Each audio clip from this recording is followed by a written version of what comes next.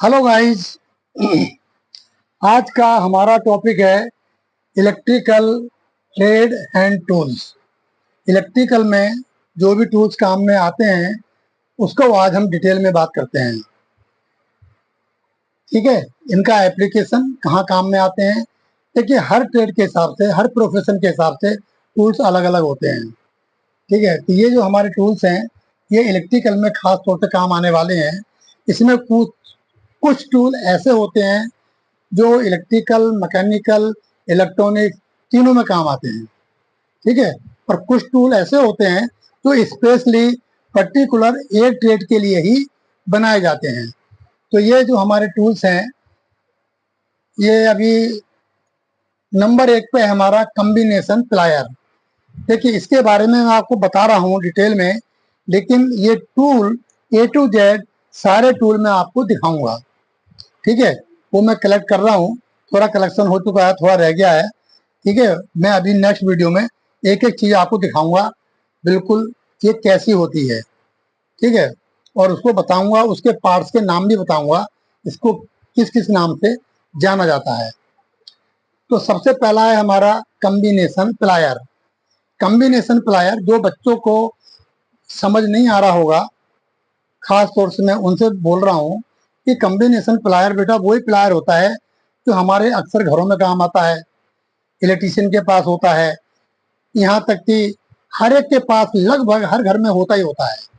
उसी को combination plier बोलते हैं। कॉम्बिनेशन इसलिए बोलते हैं, उसमें एक ही प्लायर से हम कई सारे काम कर सकते हैं।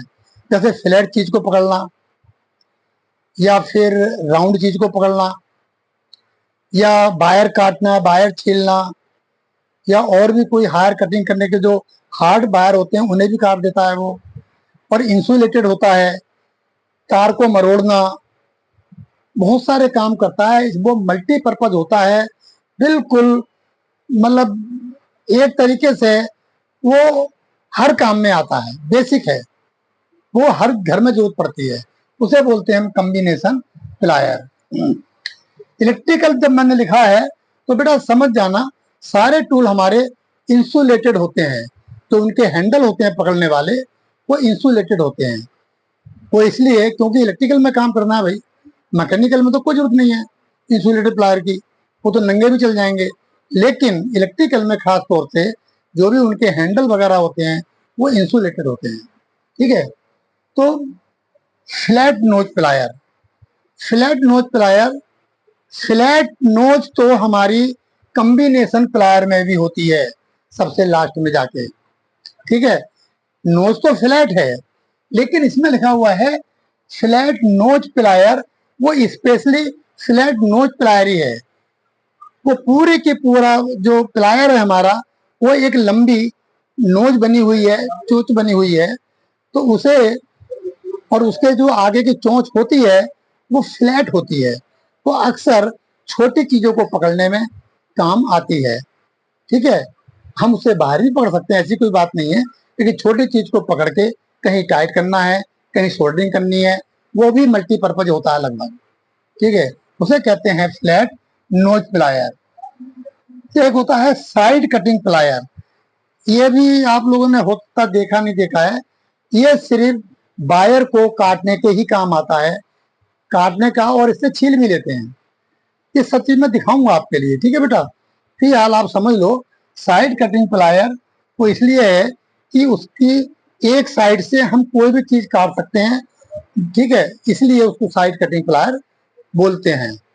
मतलब जैसे यहाँ से दीवार है, दीवार में से कोई बाहर निकल रहा है और हमें बिल्कुल वो जड़ से काटना है, तो यहाँ पे जो काम आएगा वो साइड कटिंग नोज प्लायर ही आएगा। उसके वन साइड ही काम आएगी, इधर दूसरी साइड से वो बिल्कुल जड़ से उसे नहीं काट पाएगा, तो उसे कहते हैं साइड कटिंग नोज प्लायर। दूसरा होता है long nose plier. Long nose plier, इसकी जो चोंच होती है, जो नोज होती है, वो आम प्लायर से थोड़ी लंबी होती है। ध्यान रखना, इसमें भी आगे जाके फ्लैट नोज भी होती है, फ्लैट भी होती है नोज, और कुछ राउंड में भी होती है। राउंड वाली जो नोज होती है, इनका एप्लीकेशन हम सर क्लिप, यानी कि जो लॉक होते हैं उनको निकालने और डालने में काम लाते हैं। बिल्कुल आगे से बिल्कुल गोल होती है, वो फ्लैट नहीं होती। चोंच पे आगे अंदर वाली साइड में हल्के कट लगे होते हैं ताकि वो सर क्लिप को आसानी से पकड़ सके, उसकी गिरफ्त से छूटे ना। अब सर क्लिप और उसका लगाना ये भी मैं जरूर बताऊंगा, मेरे पास सारी फैसिलिटी है, इसीलिए बस मेरे को डर रहता है कहीं जरूरत से ज्यादा लंबी ना हो जाए मेरी वीडियो। ओके, फिर एक अच्छा ये लॉन्ग नोज प्लायर है, इसी में एक आता है राउंड नोज प्लायर। आप समझो मेरी बात के लिए, वो टोटली राउंड होता है। इसमें लॉन्ग नोज प्लायर में आगे से फ्लैट नोज प्लायर भी हो सकता है ये, और राउंड नोज प्लायर भी हो सकता है। इसमें दो हो सकते हैं। नंबर 5 पे हमारा स्क्रू ड्राइवर। स्क्रू ड्राइवर इसे एक्सप्लेन करने की मुझे ज्यादा जरूरत नहीं पड़ेगी, बेटा आपने घर में भी होगा ये, तो हमारे कॉम्बिनेशन प्लायर के साथ साथ उसका भी होना जरूरी है। वो दोनों छोटे बड़े भाई समझ लो आप, उसके बिना प्लायर भी बेकार है। तो दोनों चीजें वो काम में आती हैं, हर घर में होती हैं। स्क्रू ड्राइवर यानी कि पेचकस, ये भी साइज में कई तरह के होते हैं, छोटे बड़े, पतले मोटे, है ना, लंबे, इंसुलेटेड या बिना इंसुलेटेड। लेकिन जो इलेक्ट्रिशियन के होते हैं उसका हैंडल तो इंसुलेटेड होता ही होता है, प्लास्टिक वगैरह का बना हुआ, लेकिन जो उसकी सैंक होती है, मैं बताऊंगा सैंक किसे कहते हैं। इसमें आगे टिप रहती है, टिप से थोड़ा ऊपर से और हैंडल तक का जो पोर्शन होता है उसे सैंक बोलते हैं। उस पे भी इंसुलेशन चढ़ा होता है। ऐसा ना हो कि हम टाइट कर रहे हैं और गलती से हमने यहाँ पकड़ लिया, और अगर यहाँ पे इंसुलेशन नहीं है और हम टाइट कर रहे हैं और करंट है उसके अंदर, तो हमें शॉक लग सकता है। ठीक है, स्क्रू ड्राइवर हो गया। लाइन और फेज टेस्टर, देखिए ये भी अपने घर में मिलेगा, नहीं है तो खरीद लीजिए। जो भी कोई इलेक्ट्रिकल से जुड़े हुए हैं बेटा, जिनके पास ये है अच्छी बात है, नहीं है तो आप इसे भी खरीद कर रखें। लाइन और फेज टेस्टर, स्क्रू ड्राइवर और हमारा कॉम्बिनेशन प्लायर, ये 3 चीजें घर में होनी चाहिए। ठीक है, और एक पीवीसी टेप, मैं बोल रहा हूँ इसमें लिखा नहीं है, वो टूल में नहीं आता। तो ये 3-4 चीजें हर घर के अंदर होनी चाहिए। अच्छा हाँ, लाइन और फेज टेस्टर क्या होता है, वही जो हम ऐसे करके हाथ से लगा के और ऊपर उंगली लगा के हम चेक करते हैं कि करंट है तो नहीं है या नहीं है। मान लीजिए किसी की पैनल से बहुत सारे तार निकल रहे हैं, उनमें कोई एक वायर फेज वायर है, मेन वायर है, मेन लाइन, या फिर बाकी तो सारे हाफ वायर होंगे जो स्विच को जा रहे हैं। फेज तो एक ही होगा ना उसके अंदर, और न्यूट्रल भी कोई नहीं होगा, होगा तब भी नहीं। हमें तो फेज चेक करना है, फेज कौन सा है, तो उस सब में हम एक हाथ से लगा करके और एक एक तार को चेक कर लेते हैं। जिसमें हमारा टेस्टर जल गया, समझ लीजिए उसी में हमारा फेज वायर है वो। तो इसीलिए इसको कहा गया है फेज, कहा गया लाइन और फेज टेस्टर। लाइन का मतलब गर्म तार, यानी कि फेज जो मेन लाइन किसमें आ रही है, और फेज टेस्टर। ठीक है, तो ये लाइन और फेज टेस्टर। तीसरा 7 नंबर है टेस्टिंग लैंप। टेस्टिंग लैंप क्या होता है, बिल्कुल बना के दिखाऊंगा बेटा, मैं बना हुआ दिखाऊंगा, लेकिन आप समझ लीजिए एक बल्ब होता है इसके अंदर, होल्डर में, होल्डर के साथ, और उसमें 2 तार लगे होते हैं। ठीक है, अब जो 2 तार लगे होते हैं उसके अंदर अगर आप न्यूट्रल और फेस में लगाएंगे तो वो बल्ब जलेगा, अदरवाइज नहीं जलेगा। कई बार क्या होता है, ये जो हमारा लाइन और फेज टेस्टर है ये भी धोखा दे जाता है। क्यों धोखा देता है, मैंने चेक किया गर्म तार है, बल्ब मेरा जला ही नहीं, क्योंकि इस टेस्टर के अंदर उतना न्यूट्रल नहीं मिला जितना उसकी रिक्वायरमेंट है, और बल्ब नहीं जला। जला तो बहुत ही डिम जला, हल्का जला, जिसे हम नहीं देख पा रहे हैं। ऐसे केस में आपको चाहिए कंफर्म करने के लिए, एक हाथ रखो फेज वायर के ऊपर और दूसरा हाथ कहीं दीवार पे या किसी ऐसी चीज पे, लोहे की चीज पे, जहां उसको अर्थ मिल सके, तो वो बल्ब आपका जल जाएगा। राइट। तो कई वो तो उस केस में अगर ये टेस्टर भी धोखा दे जाए कभी, तो हम क्या करते हैं, टेस्टिंग लैंप होता है हमारे पास। ये न्यूट्रल और फेज अगर दोनों हैं तो हमारा वो लैंप जलेगा, अदरवाइज नहीं जलेगा। अगर न्यूट्रल नहीं है तो वो अर्थ के साथ भी जल जाता है, इसीलिए इसको कहा गया है टेस्टिंग लैंप। और इसी से हम चेक करते हैं, इसी से हम चेक करते हैं जैसे कोई मशीन में क्या फॉल्ट है, मशीन में फॉल्ट है या नहीं है, मशीन कहीं उसका करंट लीक तो नहीं है, अर्थ टेस्ट वगैरह भी हम इससे कर लेते हैं। ये भी टूल हमारा मल्टीपर्पज है, testing lamp. Number 8, poker. Poker या इसको सुआ भी बोलते हैं हिंदी में, इसलिए कह रहा हूं कहीं आप कंफ्यूज ना हो जाएं। पोकर या सुआ, सुम्मा भी अब इलेक्ट्रिशियन की दुकान पर जब आप जाएंगे उससे कह देना भैया ये सुम्मा दे दे, वो समझ जाएगा, इलेक्ट्रिशियन वाला, ठीक है। आप उसे लेकर के आराम से, लेकिन उसकी बनावट कैसी होती है, असल में वो स्क्वायर में होता है बट टेपर में होता है।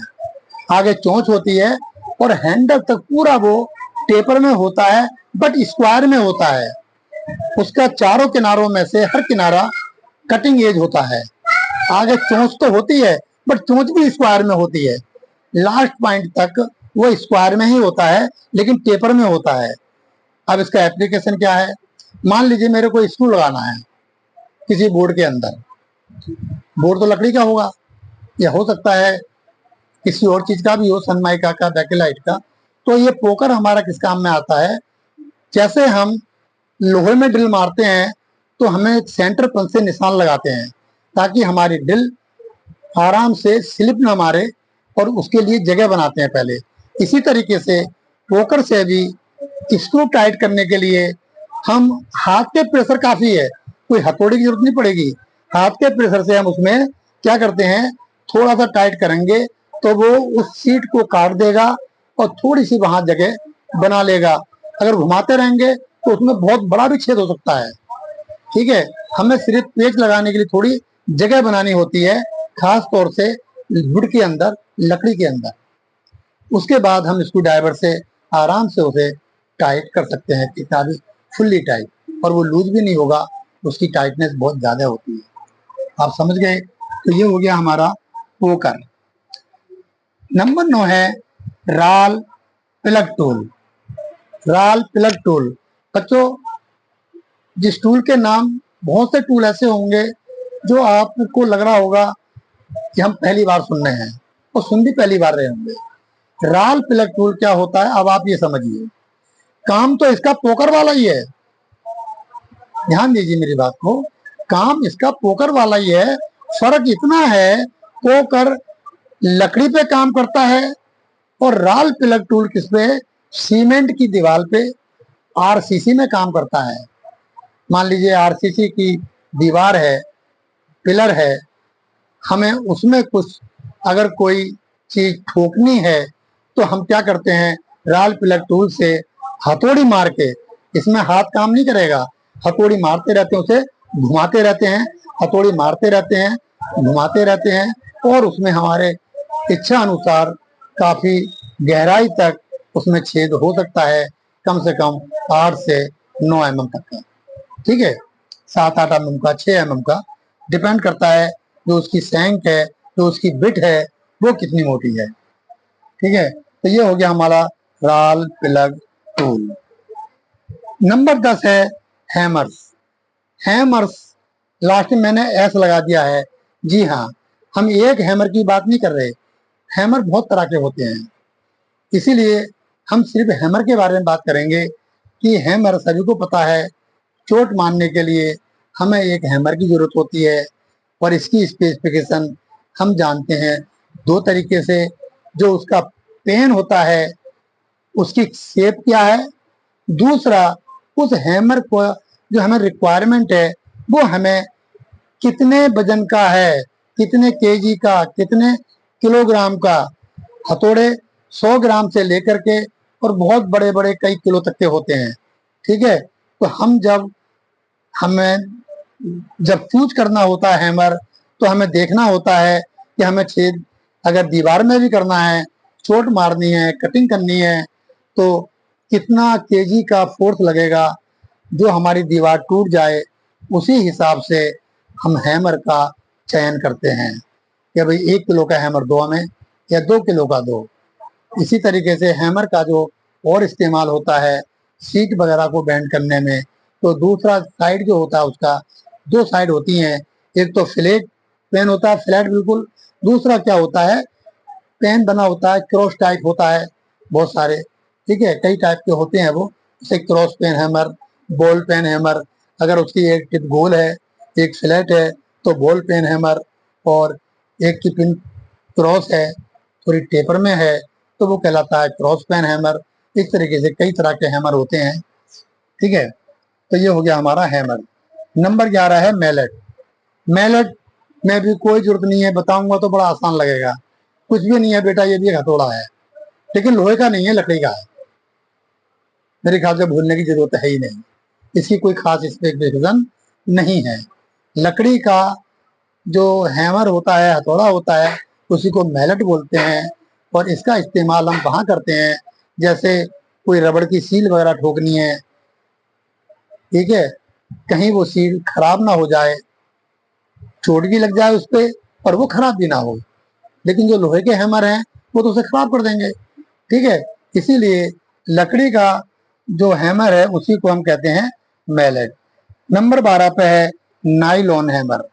इसके जो पेन होते हैं बने हुए दोनों साइड ऊपर नीचे, वो बने होते हैं नाइलॉन के, और दोनों साइड में एक चूड़ी भी कटी होती है।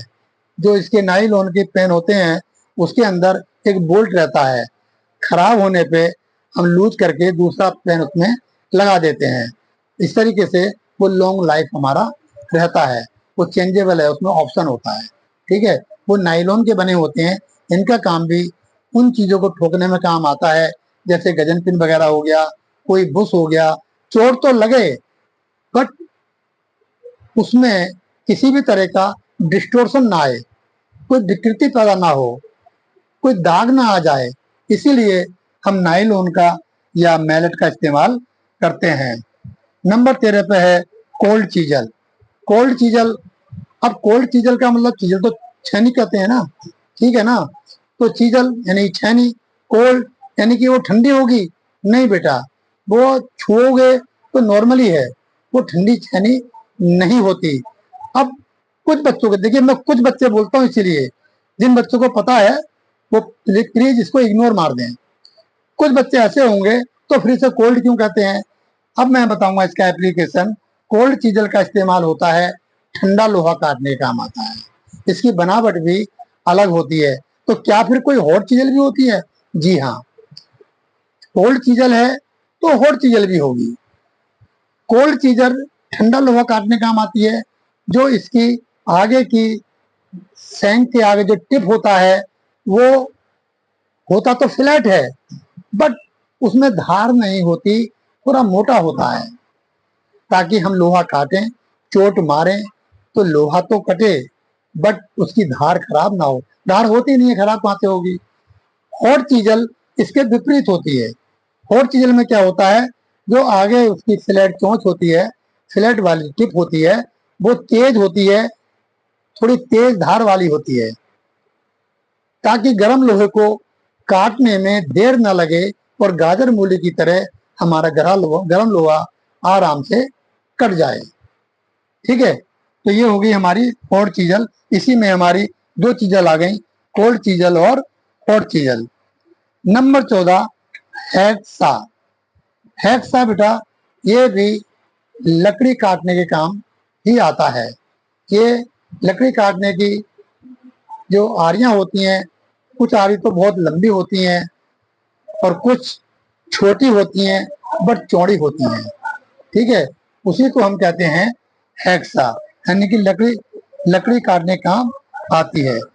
हैक्सा, सॉरी यहाँ पे गलत हो गया, ये हैक्सा नहीं, जो मैंने ये बताई स्पेसिफिकेशन वो हैंडसा की है। हैक्सा लोहा काटने काम आता है। हैंडसा जो है यही हमारा लंबाई में छोटा और चौड़ाई में थोड़ा ज्यादा होता है, ठीक है।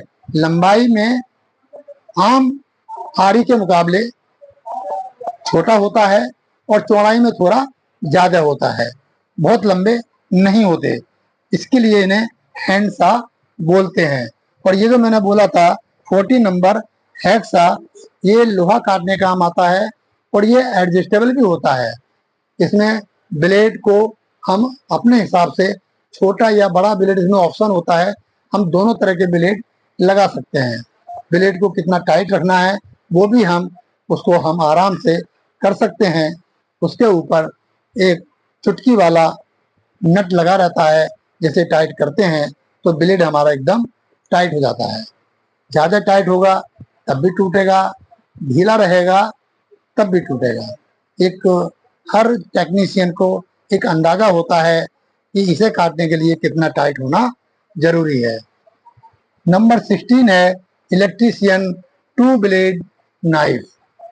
अब देखो, नाइफ तो बहुत देखे होंगे आपने, पेपर कटर भी होता है, हमारे घरों में सब्जी काटने का भी नाइफ होता है, लेकिन ये जो है लिखा हुआ है टू ब्लेड। हम दिखाएंगे आपको। इलेक्ट्रीशियन का नाइफ बिल्कुल अलग होता है, स्पेशली वो इलेक्ट्रीशियन के लिए डिजाइन किया गया है। उसमें दो ब्लेड होते हैं, एक की धार बहुत तेज होती है, उससे आप कुछ भी काट सकते हैं, और एक की धार थोड़ी सी कम होती है। दोनों का अलग अलग होता है तरीका। जो तेज धार वाला है उससे हम इंसुलेशन भी छुड़ा सकते हैं, कोई चीज काट भी सकते हैं। लेकिन जिसकी धार कम होती है, जो हमारे बाइंडिंग वायर वगैरह होते हैं, आपको पता होगा, नहीं है तो बता समझ लीजिए, जो बाइंडिंग वायर होते हैं ट्रांसफार्मर या इलेक्ट्रिक मोटर के, उनके सारे वायर ऊपर से इंसुलेटेड होते हैं। अगर हम इंसुलेशन छुटाए बगैर अगर हम कहीं ज्वाइंट लगाते हैं तो उसकी कंटिन्यूटी पूरी आपको नहीं मिलेगी, उसमें करंट फ्लो नहीं होगी, क्योंकि उसके ऊपर इंसुलेशन लगा हुआ है। उस इंसुलेशन को साफ करने के लिए जो दूसरा ब्लेड का हम इस्तेमाल करते हैं, तेज धार का इस्तेमाल नहीं करेंगे, नहीं तो हमारा कंडक्टर कट जाएगा। ठीक है, तो उसका एप्लीकेशन भी आप समझ चुके होंगे। 17 नंबर है जिमलेट। जिमलेट भी क्या होता है, ये भी एक बर्मा या ड्रिल करने का एक टूल होता है। जिमलेट है तो जरूर कुछ अलग होगा।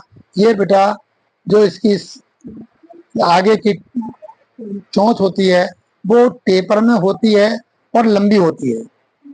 ध्यान दो, जो चूड़ी काटने कटिंग एज होते हैं वो टिप पे जाके बहुत ही छोटे हो जाते हैं और वो टेपर में जाता है बिल्कुल ऊपर तक।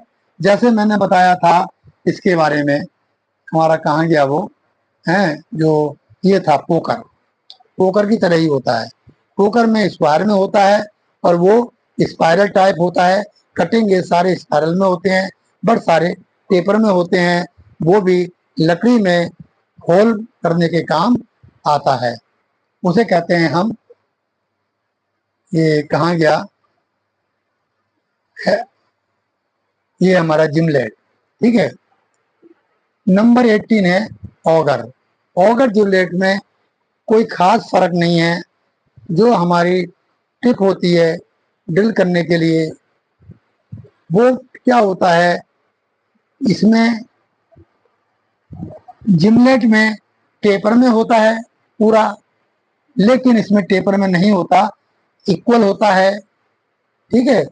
इसमें बड़े छेद करते हैं जब हम कहीं, है ना, होल करते हैं तो हम ऑगर का इस्तेमाल करते हैं, और पतले कम डायमीटर के छेद करने होते हैं तो हम जिमलेट का इस्तेमाल करते हैं।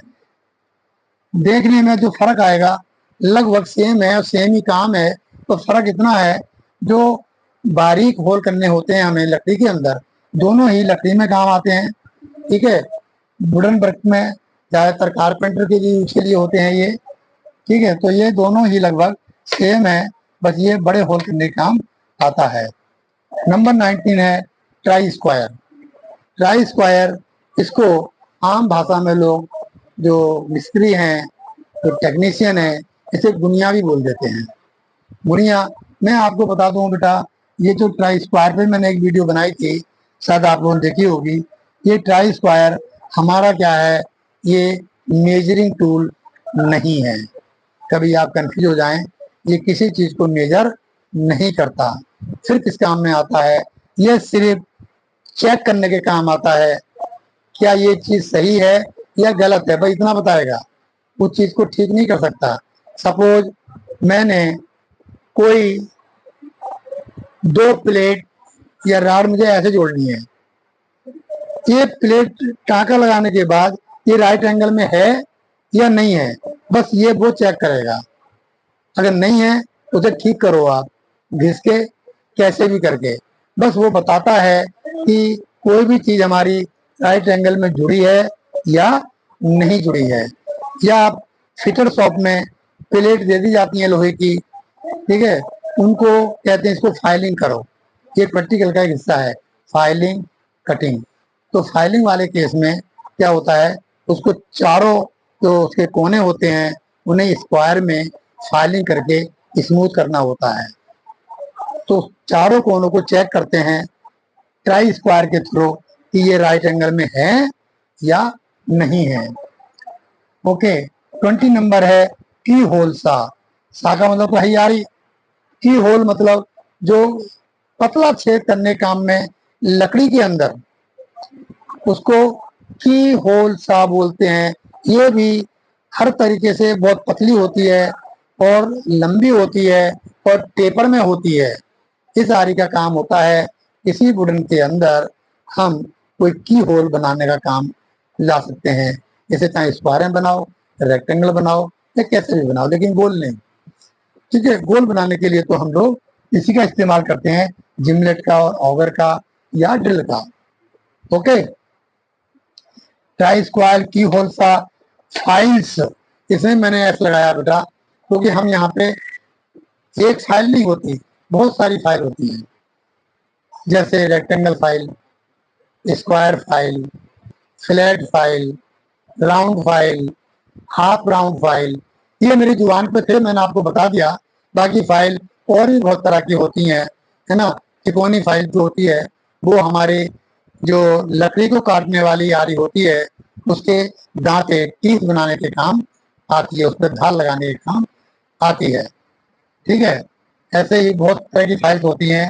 नंबर 22 है हैंड ड्रिल मशीन।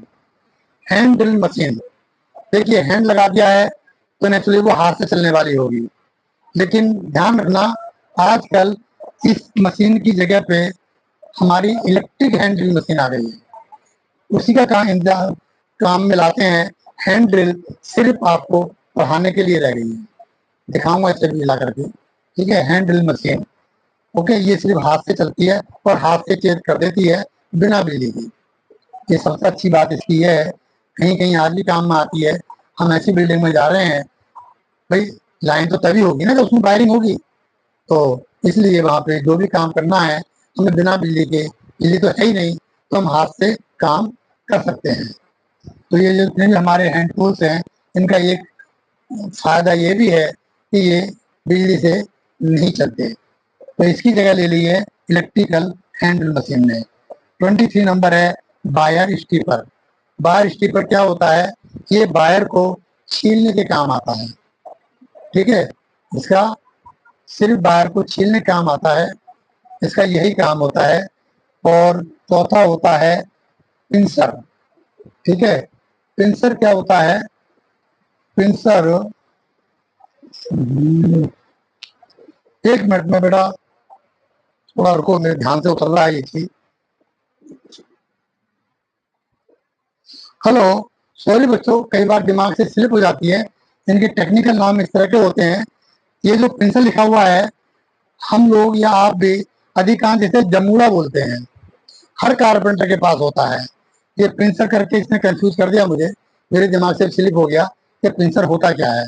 इसे जमूड़ा बोलते हैं और इसका काम क्या होता है, लकड़ी के अंदर से जो पुराना फर्नीचर है उसमें से जब कील उखाड़नी होती है तो हम इसी पिंसर का इस्तेमाल करते हैं। इसे हिंदी में जमूड़ा भी बोलते हैं। ठीक है, 25 नंबर है स्पैनर्स।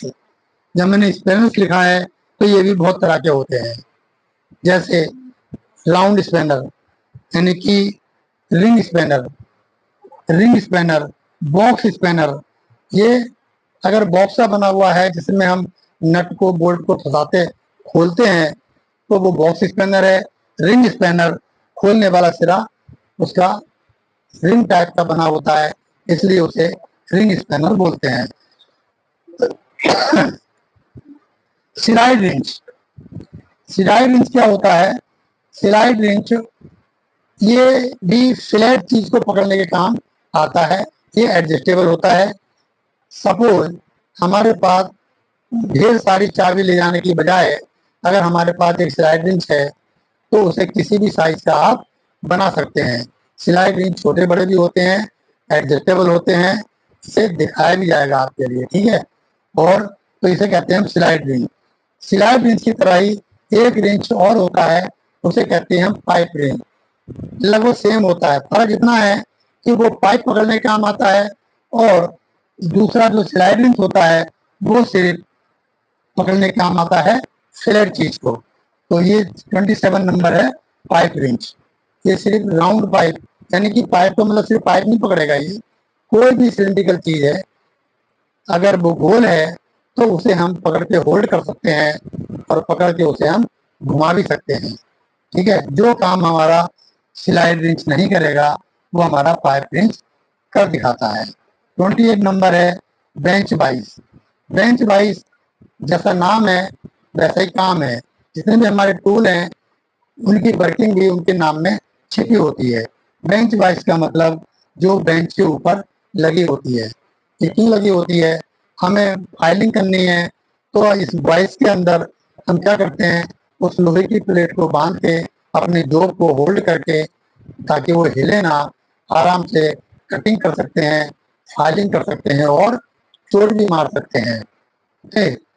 तो ये हो गया हमारा बेंच वाइज। 29 नंबर है सीजर। सीजर यानी कि कैंची। ये भी हमारे इंसुलेशन पेपर को काटने वगैरह के काम में आता है। और 30 है हैंड वाइज। हाँ जी, ये वास्तव में हाथ से ही काम करती है। अगर मेरे को ये मान लीजिए मेरा क्लिप है, ये नहीं खुल रहा है, ठीक है, तो मैं क्या करूंगा, बाइक में बांधूंगा एक तरफ से और दूसरी तरफ से इसे मैं हाथ से या जैसे मैंने कहा था पाइप रिंच उससे मैं घुमा के इसे आराम से खोल सकता हूँ। तो एक होती है हैंड वाइज, ठीक है। बाकी मैं इसको मिटा करके और मैं बाकी टूल लिख रहा हूँ। थोड़े टूल और रह गए हैं, ज्यादा नहीं है, 10-11 और होंगे। हेलो बच्चों, तो ये जो हमारे कुछ और रह गए थे 10-11 वो भी हम फिनिश कर लेते हैं। 31 नंबर है हमारा पिन वाइज। पिन वाइज मैंने कहा था इनके नाम में भी इनका काम छिपा रहता है। ये छोटी छोटी पिनों को होल्ड करने का काम आता है, पकड़ने का काम आता है। ये आप देख सकते हैं किसी घड़ी साज वाले के पास, जो घड़ी के मिस्त्री होते हैं, टेक्नीशियन होते हैं, उनके पास अधिकांश ये मिलती हैं, जो पतले पेज पतली पिनों को पकड़ सकते हैं आसानी से, ठीक है। 32 नंबर है सोल्डरिंग आयरन। ये इलेक्ट्रीशियन का, इलेक्ट्रिकल का मेन पार्ट है। मैंने कहा था कि कुछ हमारे टूल ऐसे होते हैं जो इलेक्ट्रिकल, मैकेनिकल एंड इलेक्ट्रॉनिक्स सब में काम आते हैं। तो मैकेनिकल में तो नहीं, इलेक्ट्रिकल एंड इलेक्ट्रॉनिक्स में ये काम आते हैं। ये छोटे पतले तारों को जोड़ने के काम आता है। जो पीसीबी वगैरह में जितने भी तार लगाए जाते हैं, कंपोनेंट लगाए जाते हैं, उसमें इस सोल्डरिंग का इस्तेमाल होता है, सोल्डरिंग आयरन का, ठीक है। 34 नंबर है SWG। जी हाँ, ये भी खास टूल है। इसे क्या करते हैं, इसकी जो फुल फॉर्म होती है स्टैंडर्ड वायर गेज, यानी कि जो खास तौर से जो हमारे बाइंडिंग वाले वायर होते हैं, चाहे वो मोटर बाइंडिंग हो या ट्रांसफार्मर, जो उसमें कॉइल होती है, जो उसमें वायर लगा होता है, उस वायर का हम गेज चेक कर सकते हैं। वायर का, उस वायर का ही नहीं, बाइंडिंग वायर का भी नहीं, हम किसी भी कंडक्टर का कंडक्टर निकाल के और उसमें हम चेक कर सकते हैं कि ये वायर कितना मोटा है, कितने गेज का है, ठीक है। 35 नंबर है पुली पुलर।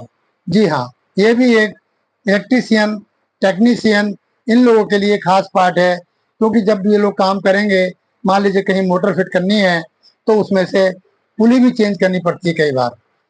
मोटर की पुली का साइज डिपेंड करता है मोटर के हॉर्स पावर के ऊपर, ठीक है, या उसकी दूसरी साइड पे जो लोड है उस पे कितनी बड़ी पुली है वो कैलकुलेशन होती है, कभी बताएंगे उसका फार्मूला भी। तो कैलकुलेट करके तो हमें पुली को निकाल के डालना होता है, या जली हुई मोटर को बाइंड करने के लिए भी उस कंडीशन में हमें पुली बाहर निकालनी होती है। तो पुली को आराम से बाहर हम निकाल लें, इसीलिए ये पुली को निकालने वाला टूल है, इसे कहते हैं पुली पुलर। 34 नंबर होता है बेरिंग पुलर। अब बेरिंग पुलर भी मान लीजिए किसी पंखे में या किसी मोटर के अंदर हमें बेरिंग चेंज करना है, बेरिंग टूट गया है, तो वो बेरिंग पुलर से ही बाहर निकलेगा, ठीक है, अदरवाइज उसकी शाफ्ट खराब हो सकती है। Bearing puller. 37 नंबर है माइक्रोमीटर। आप सब लोगों ने देखा होगा, बारीक चीजों को मेजर करने के लिए, फ्लैट हो या राउंड हो, ये दोनों चीजें मेजर कर लेता है, ठीक है। इसकी जो बाइस बनी होती है उसमें राउंड चीज भी बन जाती है। हम वायर का भी नाप सकते हैं कितना मोटा वायर है, और लेकिन एमएम में